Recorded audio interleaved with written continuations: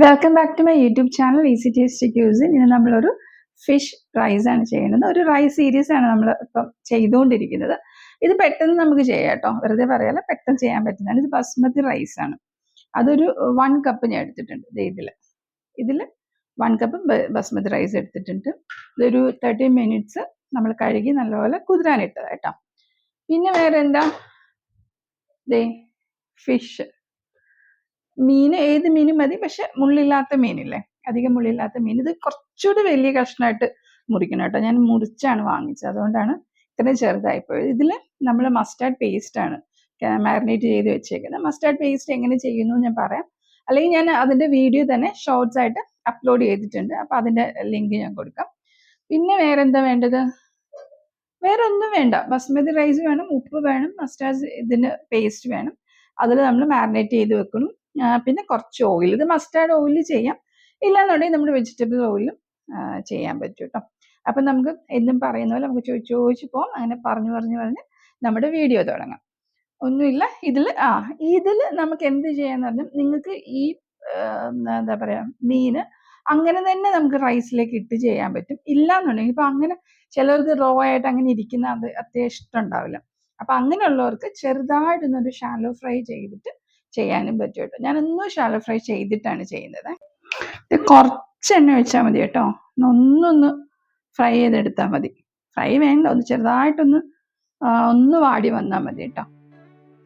നമ്മൾ വറുത്ത് കോരിയിട്ട് ഇങ്ങനൊരു പാത്രത്തിൽ, അതായത് കുറച്ച് എന്താ പറയുക, പരന്ന പാത്രമല്ലേ, അത് മൂടിയുള്ള ഒരു പാത്രത്തിൽ വേണം വറുത്ത് വെക്കാനേ. നല്ല മണം വരുന്നുണ്ട് കേട്ടോ മസ്റ്റാർഡിൻ്റെ. ഇത് ഒരുമിച്ചിട്ട് ഇങ്ങനെ ഒന്ന് ആക്കിയാൽ മതി.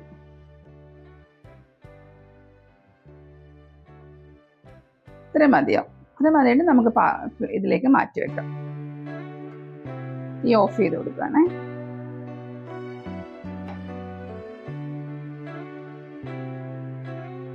ഈ മീൻ ഈ പാത്രത്തിൽ ഒന്ന് നിരത്തി വെക്കണേ.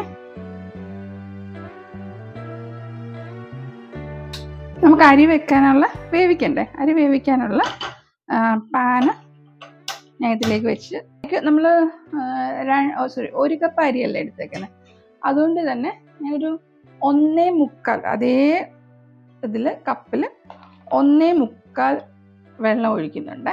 ഇതിനെല്ലാം നമുക്ക് അളവിന് ഇപ്പോൾ 1 കപ്പാണെങ്കിൽ 2 കപ്പ് തികച്ച് വേണം, കാരണം ബിരിയാണി റൈസ് ഒക്കെ ആയതുകൊണ്ട് അത് പെട്ടെന്ന് വേകും. ഇത് നല്ലപോലെ ഒന്ന് തിളക്കട്ടെ. നമ്മൾ ഉപ്പ് ഈ മീനിൽ മാത്രം നമ്മൾ ഉപ്പ് ചേർത്തിട്ടുള്ളൂ, അതുകൊണ്ട് തന്നെ 1 ടീസ്പൂൺ ഉപ്പിട്ട് കൊടുക്കുന്നുണ്ട്. വെള്ളം തിളച്ചിട്ടുണ്ട്, നമുക്ക് അരി ഇട്ട് കൊടുക്കാം കേട്ടോ.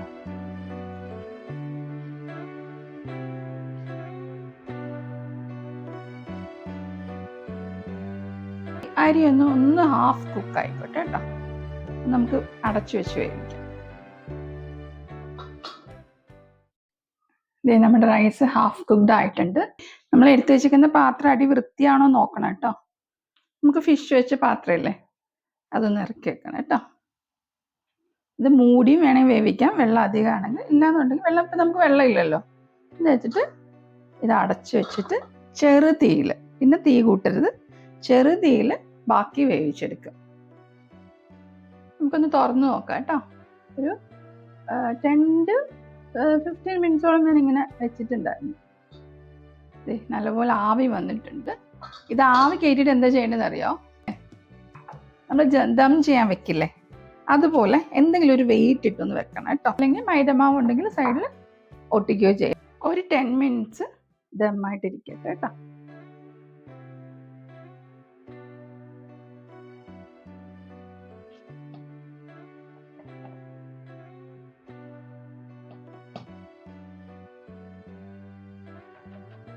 നമ്മുടെ ഒരു വെയിറ്റ് കൂടെ എൻ്റെ മേളിൽ വെച്ചിട്ടുണ്ട് കേട്ടോ.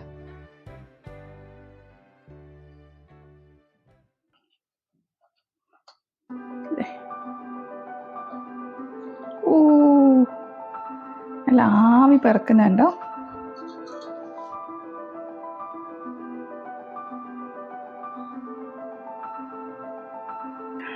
നമ്മുടെ ഫിഷ് റെസിപ്പി അങ്ങനെ തയ്യാറായിട്ടുണ്ട്.